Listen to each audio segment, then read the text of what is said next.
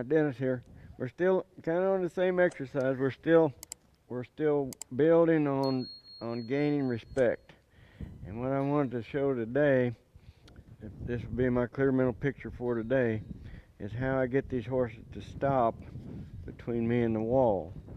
And then, the benefit of that is going to be multifaceted, really, but mainly it is raising that bar on the respect and getting the horse listening to you better.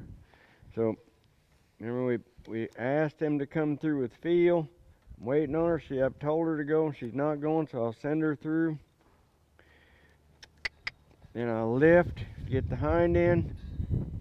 I'm going to send her back through. Lift to get the hind end. Have her front end crawl back up to the fence. And send her forward. Lift to get the hind end. Have her crawl back to the fence. Now, you see right there, she was going to come through, and I hadn't told her to come through. So when she started through, I essentially stepped up into her neck. I created an energy block here. My focus was right in this area right here in front of her shoulder is where I was focusing on putting that energy. Notice I stepped across this little board here to show you. Now I'll send her forward again. If you notice that when she moved forward that time, she kind of hesitated a little bit because she wanted to be sure that she was doing what I told her to do. So this is what ends up happening. Right here, you see she's on pause, waiting for me to move her hip. Now I'll move her hip. Have her crawl back to the front end. She's waiting on me to tell her to come forward. There's forward. Follow up when she didn't come through. Lift. Bring the front end back through. Just stop. So how did you stop her? I'm just stepping up. I'm creating energy out of the front of me, right up towards her neck. And if she ignores that, then I'll follow up by bumping on her nose a little bit like that with the lead rope, just to as a follow-up if I needed to. I didn't need to that time. So send her forward. There's the hip. There's the front end. I'm going to stop her this way. Right there. See, I just made that move just a little bit right up towards that shoulder. And essentially, she felt that pressure.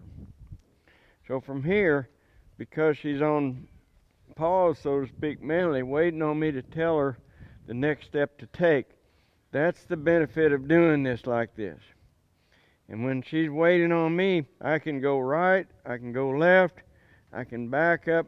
I've got options here because she's not taking over and doing her thing, once her feet are moving. So that's the benefit of this. So I have a question. When you did that first, you said she started to go through and you were going to have her stop, but she didn't know that you didn't tell her to go forward. How did she know you didn't tell her to go forward? Well, she was just on automatic pilot. She was just walking through. I didn't give her any signal. There's a signal. That time she didn't respond to the signal, so I followed up. Send her back over here. Now, she's waiting on me right now to give her a signal. There's a signal.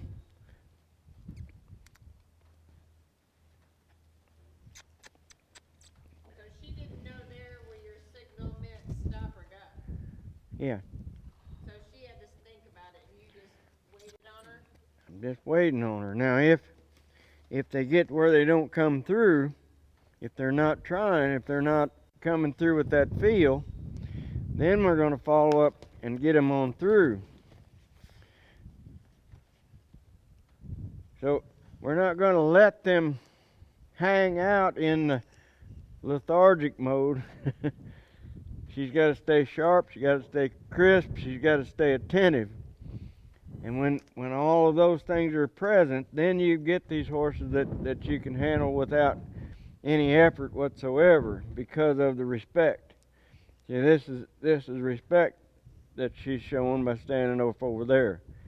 She's not coming over here and looking at a way to snuggle up to me or looking for a treat or something. She's getting a treat right now. She's getting to stand there and do nothing. That's a treat for my horses.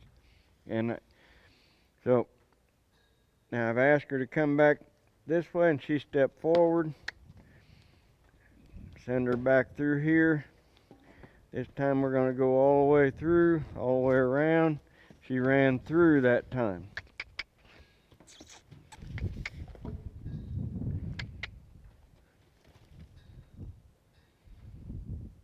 So I noticed you are jiggling your hand with your lead rope.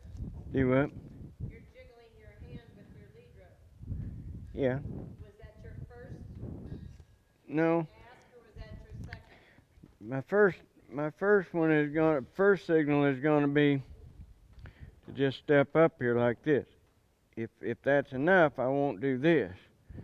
But if she's not going to respond because of that, then I'm going to follow through. Just like when I ask her to come through, if I don't need my left hand, I won't use it. If I don't need my right hand here, I won't use it.